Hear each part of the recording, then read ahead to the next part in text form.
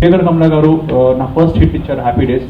And happy days cinema hit ఇచ్చిన తర్వాత you know ఏ cinema చేయాలి ఏంటి అని ఎప్పుడు డౌట్ ఉండేది. అండ్ అలాంటి టైంలో నాకు సుధీర్ అండ్ చందు ఇద్దరు friends as well as Chethubhai sorry మా cinema lyric writer Chethubhai as well as rowdy for director మీరు కూడా పైకి రావాలి. One of the main friends of mine and help me supported me. So నాకు ముగ్గురు గ్యాంగ్ ఉండేవారండి, చేతు, చందు అండ్ సుధీర్.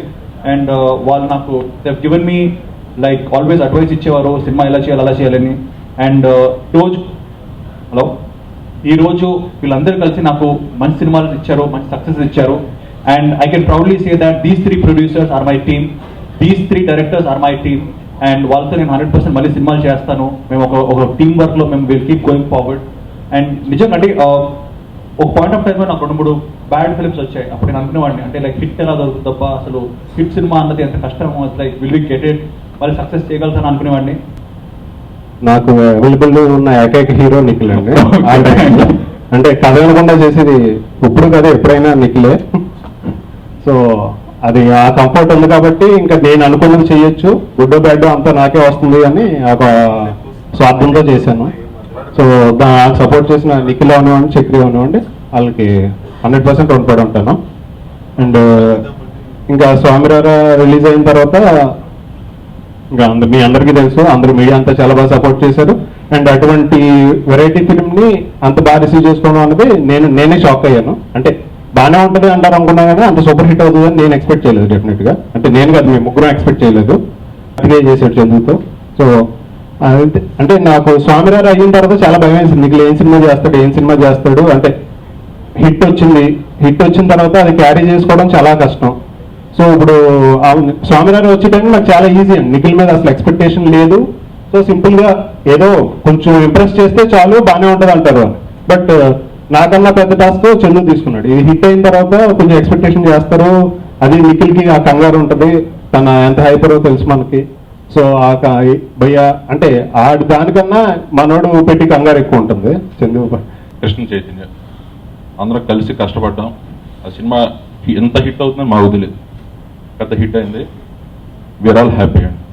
కార్తికేయ లాంటి సినిమా చేయడానికి నిఖిల్ ఒప్పుకొని చందు నాకు వచ్చి కథ చెప్పింది వెంటనే నేను ఒకటే అనుకున్నాను, స్వామిరారు లాంటి ఇది ఒక డిఫరెంట్ జోనర్, ఇది ఒక డిఫరెంట్ జోనర్, ఇటువంటి జోనర్ చేసే అవకాశం. ఎందుకంటే డివోషనల్ టచ్ ఉన్న సినిమా, సాధారణంగా డివోషనల్ టచ్ సినిమాలు అంటే నాకు కొంచెం అభిమానం ఉంది. దాంతో ఈ సినిమా చేయడానికి వెంటనే ఒప్పుకుని చేయటం, ఆ సినిమాకి నిఖిల్ చేసిన కోఆపరేషన్ కానీ లేకపోతే చందు చెప్పినట్టు తీయటం కానీ ఇవన్నీ ఆ సినిమాకి చాలా ప్లస్ అయినాయి. అంటే నిజంగా ఒక హిట్ పడ్డమే టఫ్ అది అనిపించేది, బ్యాక్ టు బ్యాక్ అని ఇంకా టఫ్ అని అనిపించేది అనమాట. కార్తికేయ అసలు మెటీరియల్ ఏంటంటే ఫస్ట్ పర్సన్ కారణం అది ఎవరంటే సుధీర్ అండి. స్వామిరారా లేకపోతే 100% ఫస్ట్ పర్సన్ పని అని నేను ఎందుకంటే స్వామిరారా లేకపోతే అంటే అంత డబ్బులు పెట్టి కార్తికేయ తీయడం అనేది ఛాన్స్లెస్ అండి. సో అది మెటీరియల్ ఏంటంటే first I should thank you. చాలాసార్లు నేను పర్సనల్గా అనుకున్నాను, నేను మాట్లాడాను, నేను ఫేస్బుక్లో పోస్ట్ చేశాను అనమాట. ఇప్పుడు ఓపెన్గా ప్రస్తుతకి చెప్పే అవకాశం వచ్చిందండి. హీఈస్ ద పర్సన్ అండి స్వామిరారా. తర్వాత కార్తికేయ యాక్చువల్గా మెటీరియల్ అంటే కారణం సుధీర్. ఐఎమ్ రిపీటింగ్ అండి. తర్వాత అండ్ నిఖిల్ నాకు చాలా బాగా సపోర్ట్ చేశారండి. ఈ కథ డెఫినెట్గా చేద్దామని ఒకళ్ళిద్దరు కొంచెం అంటే హెసిటేట్ చేసినా కానీ అండ్ బొగ్గారం గారు అది విన్న తర్వాత డన్ మొత్తం వెళ్ళలేదండి. And we are happy. రిజల్ట్ కూడా స్వామిరారాకి ఏమాత్రం తక్కువ అవ్వకుండా డెఫినెట్గా హిట్ అయింది. And I'm very happy. Surya కూడా హిట్ అయింది, బ్యాక్ టు బ్యాకే కాదు. ఇక్కడ అంటే first of all very happy ఏంటంటే సుధీర్, చందు, నేను ముగ్గురం అసిస్టెంట్ డైరెక్టర్గా కలిసి వచ్చిన వాళ్ళు. నిఖిల్ అందరం కలిసి ఫస్ట్ నుంచి ఫ్రెండ్స్. వాళ్ళిద్దరూ 2 బ్లాక్ బస్టర్లు ఇచ్చారు.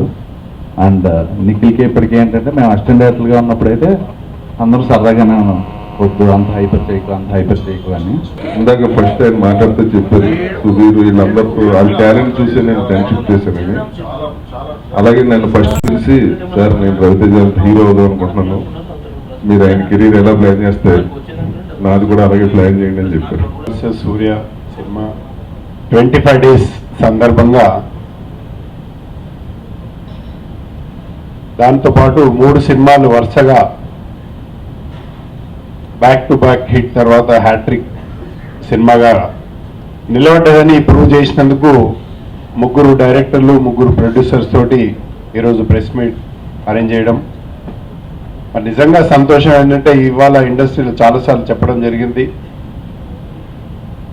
మరి ఈరోజు ఈ సినిమా ఇంత సక్సెస్ కావడానికి కారణం మరి ఇందాక అందరు చెప్పినట్టుగానే నిఖిల్ కోఆపరేషన్. తను ఒక హీరోగా అనే మర్చిపోయి పూర్తిగా ఈ సినిమా ప్రొడక్షన్ బాధ్యత కూడా మీరేసుకొని చేయడం, మరి అదేవిధంగా ప్రమోషన్లో కూడా కంటిన్యూగా ఈ సినిమాని ఎక్కడ తగ్గకుండా ప్రమోషన్ చేస్తూ దాదాపుగా సినిమా మీకు ఒక చిన్న విషయం చెప్పాలి. ఒక 3 days 4 days బ్యాక్ నైజాం హైదరాబాద్లో ఒక 3 థియేటర్సే ఉంటే మళ్ళీ తర్వాత నిన్నటికి 5 థియేటర్స్ వేసి ఇవాళకి 7 థియేటర్స్ వేసి టోటల్ యావత్ ఆంధ్రప్రదేశ్ నైజాం సీడెడ్ 3 ప్రాంతాల్లో కలిపి ఈరోజు 26 థియేటర్లలో ఈరోజు రన్నింగ్గా ఆడుతున్నటువంటి సినిమా 25th డే. మరి వీటన్నిటికీ కారణం సినిమా మనం ఏదో తీసాం అయిపోయిందని ఆర్టిస్ట్ అనుకోకుండా, అదేవిధంగా డైరెక్టర్ కూడా నా పనేదో అయిపోయింది సినిమా తీశాను రిలీజ్ చేశాడు ఆ ప్రొడ్యూసర్ బాధ్యత అని ప్రొడ్యూసర్ కూడా డైరెక్టర్ అనుకోకుండా, అదేవిధంగా ప్రొడ్యూసర్ కూడా సినిమా నిర్మాణం అయిపోయింది డిస్ట్రిబ్యూటర్స్కి అమ్మాం మరి వారు బాగా వారు పడతారని చెప్పేసి వదిలిపెట్టేస్తే మనకు నెక్స్ట్ తీయబోయే సినిమాకు డిస్ట్రిబ్యూటర్ అనేవాడు రావడం జరగదు. అదేవిధంగా ఏ ఆర్టిస్ట్ కూడా కోఆపరేషన్ చేయడు, ఏ డైరెక్టర్ కూడా కోఆపరేషన్ చేయడు.